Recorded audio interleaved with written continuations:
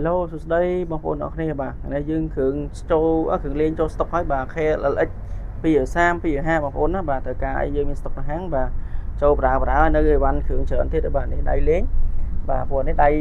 លេងកាច់អត់បាក់ដួលអត់បាក់ណាបាទវាធ្វើចេកបាទមានខ្មៅបាទហើយនេះប្រអប់ការពារថាសប្រាំងក្រោយយើងមាន stock ដែរបាទប្រភេទមានពណ៌ធ្វើចេកដែរតែអត់ទាន់ចូល stock វាចូលមកតែខ្មៅបាទនេះលេងក៏មានដែរបាទនេះសម្រាប់កន្លែងស្រែយើងក្បាលបូមបាទយើងចង់រឹងទុនអីបាទយើងស្រែបានណាបងប្អូនបាទអែម